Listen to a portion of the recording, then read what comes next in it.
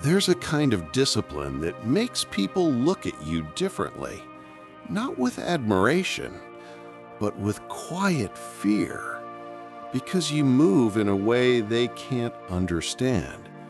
Today, you'll learn how to reach that level.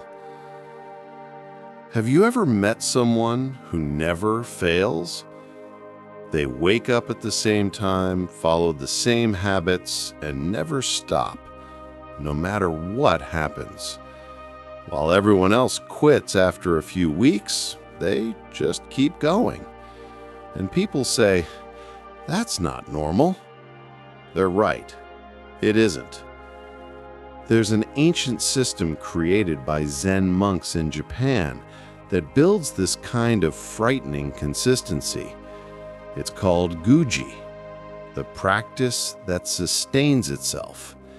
And once you understand it, you'll never break a promise to yourself again. But here's the truth. To reach this level, you have to kill a part of yourself first. Chapter 1. The Awakening.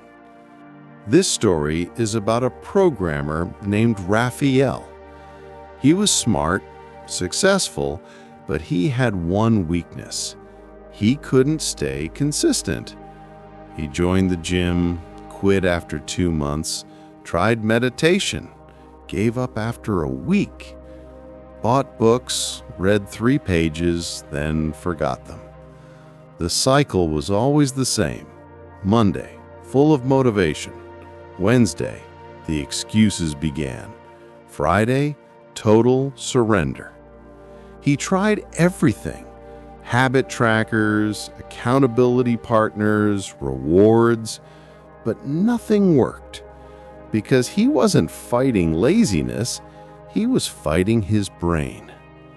Until one day, he discovered the secret of the Zen monks, why they can meditate for decades without missing a single day. It wasn't willpower, it was identity. In Zen temples, there's a rule called Guji, meaning continuous practice without gaps. Since the year 1200, every morning at 3:30 a.m., a bell rings at Eihei Temple. And since then, every single day, the monks rise. Not at 3:25, not at 3:35, exactly at 3:30. No excuses, no negotiations.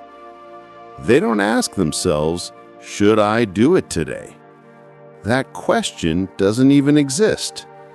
Because when a monk takes his vow, he doesn't promise to meditate, he becomes a meditator. His identity shifts. The negotiation ends. A Harvard neuroscientist found that when you make a commitment publicly, your brain sees failure as a threat to survival. We're wired that way. Our ancestors who lost status in the tribe didn't survive. So Raphael tried it. He wrote down, "I am a person who meditates for 20 minutes every day at 5 a.m. for 90 days. He signed it, posted it, told everyone. People laughed. They said he was being dramatic. Perfect. Because now quitting would mean humiliation. On the 3rd day, his alarm rang and his mind whispered, "You're tired. Rest." But then he imagined facing everyone who saw his post, and that pain was worse than fatigue. So he got up. That's when the shift began. Chapter 3. The Inner War. Even with public pressure, Raphael still fought every morning. His body wanted comfort. His mind wanted sleep. The promise ended excuses, but not biology. Then he discovered the monk's second rule: non-negotiable hours. Every day, people waste mental energy deciding when to act, morning or night, now or later. That small decision burns energy meant for action. So Raphael chose 5 a.m., not because he loved mornings, but because the world was quiet. No notifications, no noise, no distractions. The goal wasn't to find the perfect time, it was to remove choice entirely. The first week was hell. His body resisted. By week 2, he woke up 2 minutes before his alarm. By week 3, he was already standing before he even realized it. No thoughts, no debate, just movement. But soon, a new loophole appeared. His mind began asking, "What should I do today? Meditate, read, exercise?" He wasn't skipping, but he was still negotiating.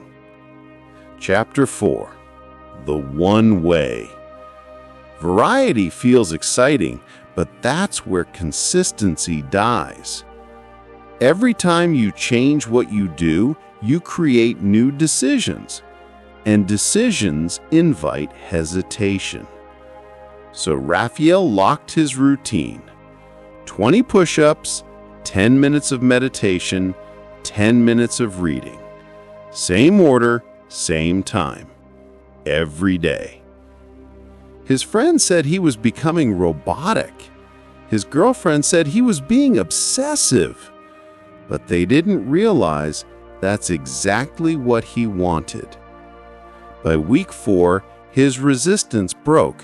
His body had memorized the sequence.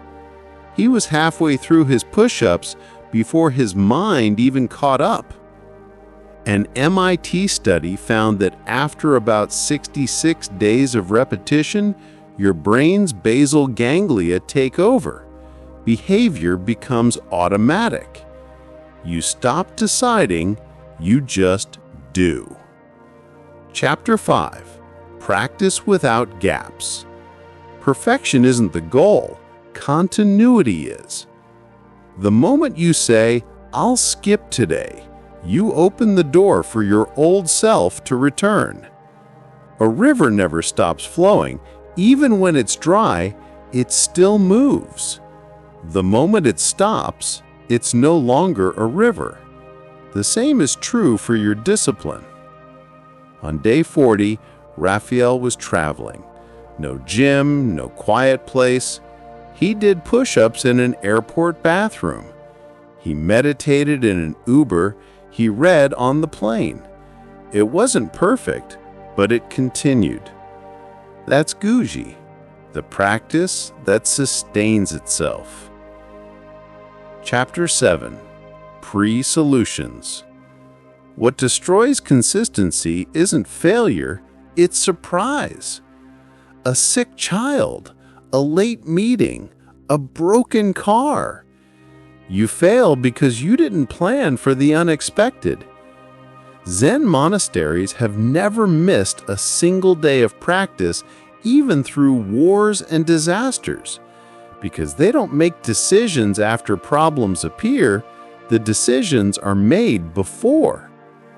So, Raphael wrote a list. If it rains, I'll do push-ups in the garage. If guests stay over, I'll train quietly in the bathroom. If I'm sick, 2 push-ups, 1-minute meditation, 1-page reading. When X happens, I do Y. No debate, just execution. A Yale study found that pre-deciding actions removes decision fatigue. Your willpower stays strong because it's not being wasted on choices. By day 70, Raphael's body moved automatically. Even during traveler sickness, the routine carried itself. Chapter 8.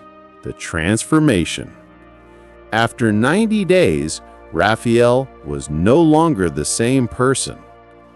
People said his discipline was scary. He smiled. Good.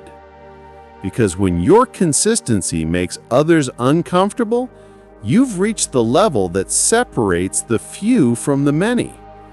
They'll call you obsessive. They'll say you need balance. But they just want you to slow down so they can feel better about standing still. Consistency isn't about effort anymore. It's about identity. You stop trying and start being. That's what the Guji system does. Public declaration, fixed schedule, continuous practice, pre-decided solutions. It kills your inconsistent self and gives birth to your unbreakable one. So, what's your public declaration? What habit will you create using the Guji system?